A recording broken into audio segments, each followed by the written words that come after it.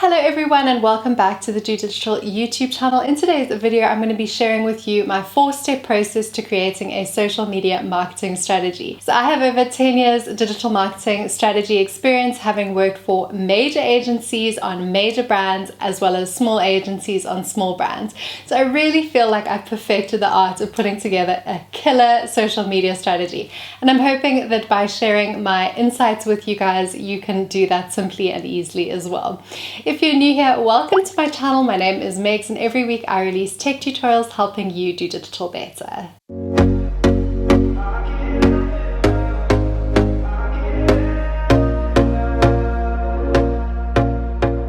Alright guys, so in terms of the 4-step process, I actually have 3 subcategories underneath those 4 buckets. But depending on how much you are being paid and how much effort you want to put in on this assignment, it really is going to depend whether you go through all 12 of those little mini steps or maybe you just do the 4 bigger steps. So hopefully it's able to cater regardless of how much time you're able to spend. So the very first step is the auditing process, and it sounds a lot more hardcore than it actually is. This is probably my favorite step in terms of creating a social media marketing strategy. So an audit is really that part of the journey where you have a frank conversation with your client in terms of their objectives, understanding what it is that they're trying to do. And this can be quite different for different clients because of course they will have slightly different businesses. Some might be totally online, some might be offline to online, online to offline, you name it. The client might have a varying degree of digital marketing expertise, so that's also going to help guide you as to how much insight or hand-holding you're going to have to give them in the process, or if they just want you to present your findings. And once you've had that frank discussion around objectives, you're going to be able to actually start thinking about what the goals and the end picture is going to look like at the end of this process with you and your client. And you really want to establish that collaborative approach with your client up front to make sure that if something isn't performing, you can just pick up the phone and say like, this isn't working, let's change it. And if something is performing, that you're able to maybe WhatsApp them a screenshot and have them know immediately as soon as you do. So objectives are really important. Then what's also very important is the budget discussion, and no one likes to talk about money, but budget is going to inform how much you are actually going to spend on this as a freelancer or as an agency. It's also going to help to inform things like paid media. So if a client wants to get 1,000 sales, but maybe they don't have a big paid media budget, you're going to have to kind of compromise with them in terms of this is realistic within your budget and we're going to make your budget work as hard as it possibly can. So it's a really good way of establishing how much effort you as a resource in this case are going to put into it, as well as what some of the outputs are going to cost you as well.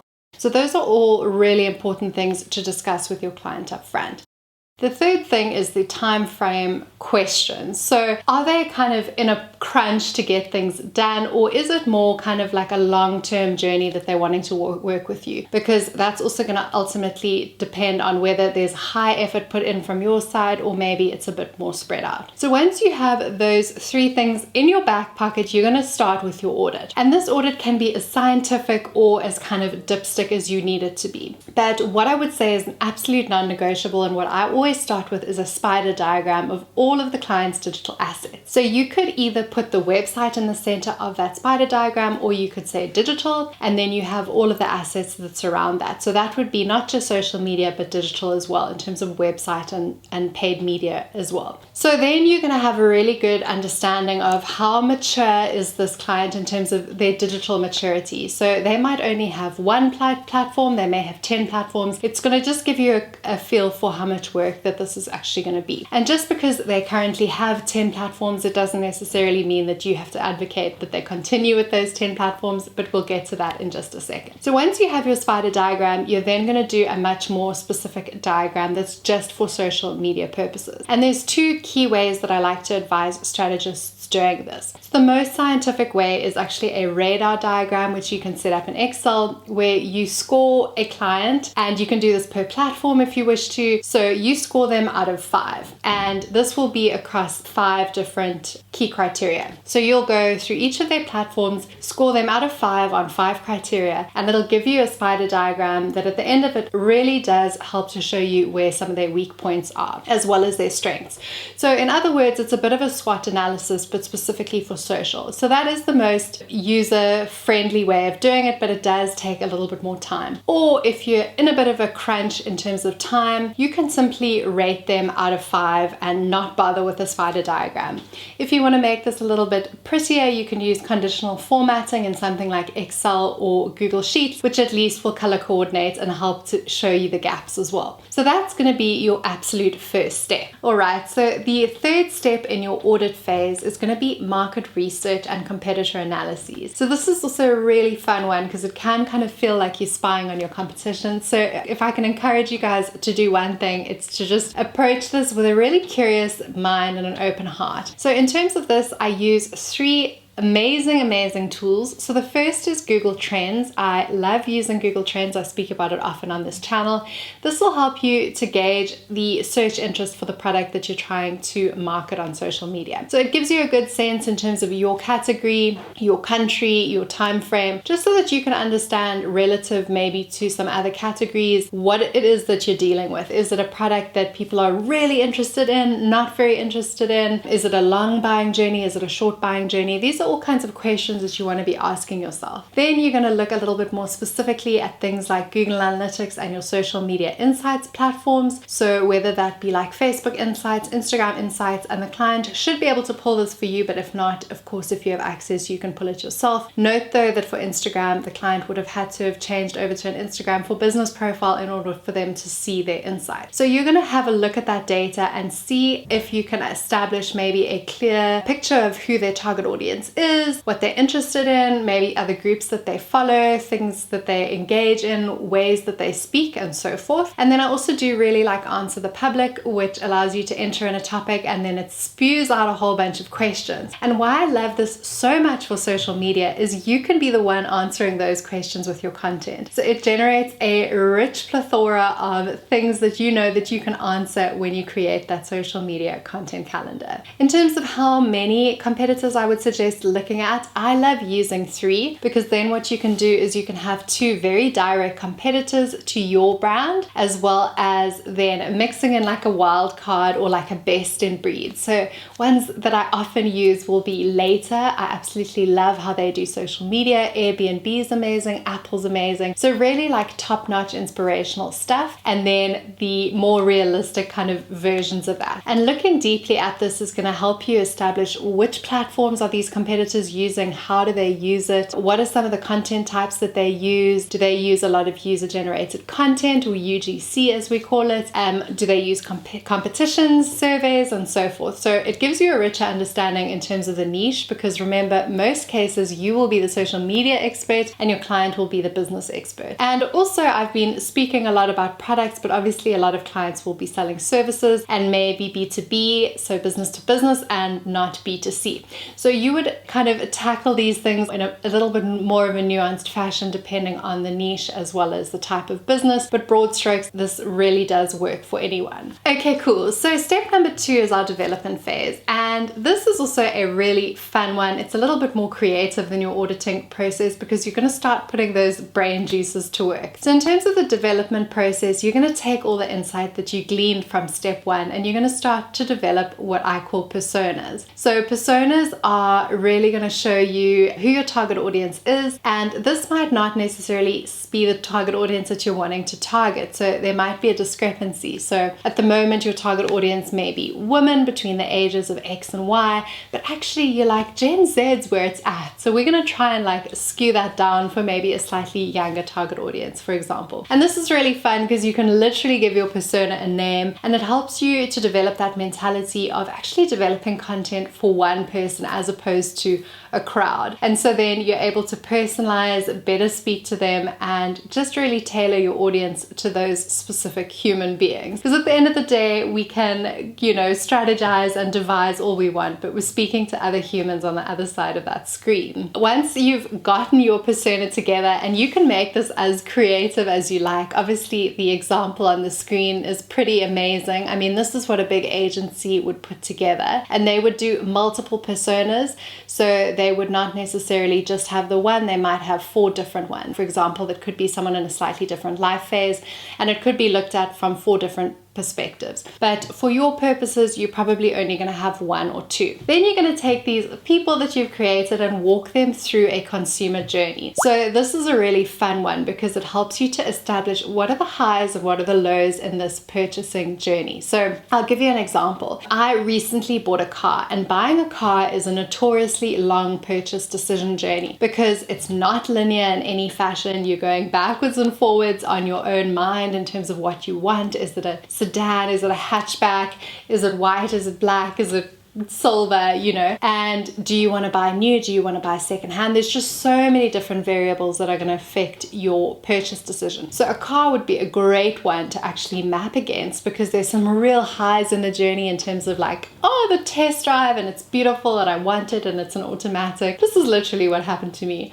And then there's some lows that are like, oh, am I going to get a good interest rate from my bank? I don't know if I really trust secondhand car salesmen. You know, are they trying to turn back the mileage or pass me off for something that, you know, is maybe subpar? So it's really fun to kind of map that person's journey because what you're wanting to do with your social media content a lot of the time is amplify those highs and really market to the client based on some of those highs that they're going to experience engaging with your product or your service, and then mitigate some of those low points. So if it's assurance that they need at a certain time, how do you cater for people that are in that stage of the journey versus is it that like euphoria and elation that you're trying to play off of? So then you're going to map those, and I like doing this on PowerPoint. There are more kind of sophisticated tools that you can use, but I honestly just like to do it in PowerPoint and then map it against the axis of positive and negative, and then as you know, obviously your time goes on. So once you've done your personas and your journey mapping, you're going to move on to your channel palette. So this is a fun one because I mentioned up front that you're not necessarily going to continue with all 10 of a client's platforms.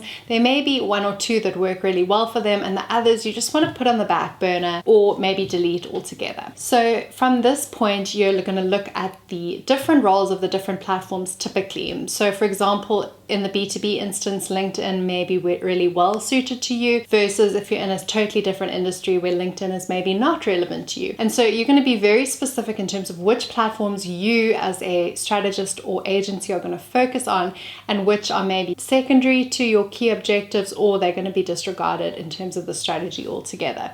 And I think it's quite tough to be ruthless. I think we always do want to do the most and, you know, churn out the most content, but bear in mind it's not just the creation of content, it's the nurturing of those communities and ensuring that that content is community managed in such a way that it's really engaging and really human, because at the end of the day that's what you want your social media to be. And then contained in this channel palette, you're going to be really specific in terms of your posting frequency. So you can't say to a client, I'm going to post for you every day. You need to go back to that budget that they allocated to you up front and say, based on the number of hours that I've quoted you for, this is what's doable from my perspective. Is there something that maybe you're comfortable doing and we can share the load, or is it all on me? And then also the content types, you want to be quite diverse in the first couple of months because you want to really see for yourself what's going to work with that client in particular. So they are of course the expert in their service or brand, so you're going to take everything that they say as Bible truth, but there may be instances where actually you can see there are a little bit of incongruencies in terms of what you can see from the data versus maybe their assumption about a particular platform. So an example of this is a lot of people tell me that they don't like LinkedIn, but it's not about whether you personally like LinkedIn, it's whether the audience is actually resonating with. So it's just taking that with a little pinch of salt, trying a whole bunch of new things, and then moving forwards with stuff that you are very confident in. And one platform has many content types if you think about it. Like Instagram, for example, some brands use the feed extensively. Some brands are very infrequent with their feed and very kind of ephemeral with their Instagram stories, which they post a whole lot. Instagram Reels, I've been absolutely loving recently because I almost always get more views than I have followers. So that's also a great example. So someone might feel like Instagram's not working for me, but they're actually only trying static picture feed posts, and you want to try something like the 15-second Instagram Reel post and then really get a feel from your perspective what is working and what is not. Cool, so then we move into step number 3, which is the executing phase. And so this is really going to be where the pedal hits the metal and you are going to put together probably a PowerPoint or a Google Slides personalized presentation in terms of the content that you think is going to work best on the platforms that you've chosen. And depending on the client's budget, it'll kind of determine how in-depth you want to go with this presentation. If you're handing the presentation over for someone else to implement, that's a different story. It will probably have to be a very in-depth presentation versus if it's something that you are then running with, maybe you're just trying to document the process as best you can so that the client can at least sign it off and be completely comfortable with it. But that approvals process can be difficult to get right. So I would suggest asking your client up front, how is that going to work? Is there just one client approving things, or are there multiple clients? Do you want to have a WhatsApp group where maybe it's a bit more on the fly, or do you want them at the beginning of a month or the beginning of the fortnight to say, yes, I'm happy with all of this content? It's also going to be interesting to work out, do you want evergreen content, so content that's going to always be relevant, or do you want quite topical stuff that is posted on very specific days of the year? Also, things to consider is, are you posting on weekends? And if you're posting on weekends, are you monitoring those posts over the weekends? But broadly, you do want to know from a community management standpoint who's going to be responding to those consumers. Is it going to be you, or is it going to be your client? So this kind of scope of work thing you'll see crops up in every step of our journey, which is why a service level agreement, or SLA, is so important when you start that client relationship initially. It's going to mitigate any kind of difference of opinion or difference of expectation versus reality, and obviously reality being that the client is paying you X, and so as much as you want to do everything for everyone, you're going to be quite realistic in terms of being a freelancer and accounting for your time in terms of what you can bill for. Alright, then we're going to move into our second and third buckets in terms of our third category, and that is actually going to be the implementation of your content as well as the community management thereof. So in terms of scheduling software, I really love using Hootsuite. A lot of people also swear by Facebook Creator Studio, and Sprout Social is also a hot contender for this as well. But it is going to be a matter of preference. If it's a bigger client, they may just be onboarding you in terms of what they already use versus you making recommendations of what you like to use. So the reason why a scheduling tool is so great is because once a client has approved the content, you can upload all of it in one batch and then schedule it to run over the whole month, so that your focus is then just maybe Instagram stories as well as the community management. Or if you feel that it's important to post natively on the content, then you'll just have to be online for a little bit more of your time, which could affect your billing as well. Then from a community management standpoint, that is often why I will recommend something like Hootsuite, is because it's a lot easier to community manage from one platform as opposed to you having to log into all 4 or 5 of a client's social media platforms every day. That does get costly, versus logging into Hootsuite for 15 minutes to half an hour every day and just making sure that anything that needs to be escalated is escalated. You can also charge for the documentation in this phase. So things like an escalation procedure or an FAQs doc are frequently charged for by freelancers, because it's really putting in to paper what exactly is going to happen if there's maybe a brand reputational risk or something which goes wrong that you then have to escalate within a certain period of time. And so you don't want to be trying to get a hold of a client on a weekend for something that you weren't anticipating go wrong.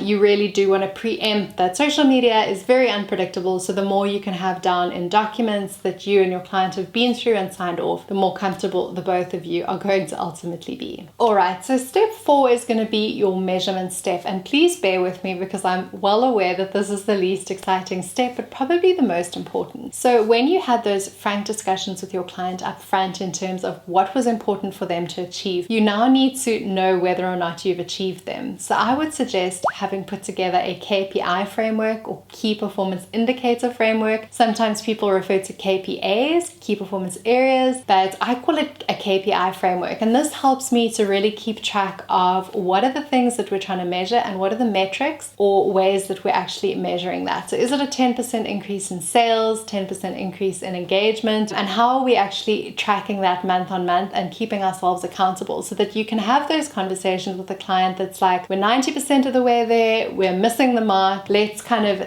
adjust our approach and make sure that it's an iterative process, because at the end of the day, that is what digital marketing tends to be. Is I don't think anyone has the answers. Different platforms with their different algorithms are going to treat you quite differently. So that, in addition to the fact that it's always in a state of flux, you are going to have those open conversations, and a KPI framework kind of takes that like personal level out of it. So a lot of people talk about SMART goals, and that stands for specific, measurable, attainable, relevant, and time timely goals that you put in place. So it's not to say we're going to have more sales, it's to actually be really specific in terms of how many sales you're going to have in what time frame. Is it relevant? Is it actually attainable? Or are you setting yourselves up for failure? So those are conversations that are really great to have up front, and then to obviously have the rigor or wherewithal to then go and recon what maybe time you're spending versus your results, and make sure that from a client's perspective it totally makes sense that what you're doing is bringing a lot of value to their business. In terms of how you do your reporting, this is really a matter of preference. I do love Google Data Studio because you can use some Supermetrics tie-ins to actually get your social media platforms to pull in, as well as obviously your Google Analytics, which works really beautiful with Google Data Studio.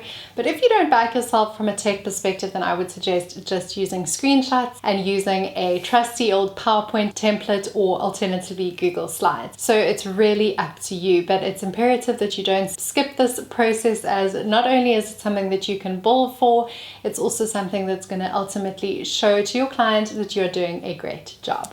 Thank you guys so much for spending this time with me and watching my video to the very end. I hope you found it super valuable, and if there was something in particular that you found useful, please do let me know in the comment section below. It's always so helpful to me to know that. Otherwise, if you have any questions, you guys know I love chatting in the comments, so I will be sure to get back to you if you leave me any questions down there. And if you haven't yet subscribed, please do so, and like this video as well. I cannot wait to see you guys in our next video so that we can continue to do digital better. I can help you out. I can help you out. I can help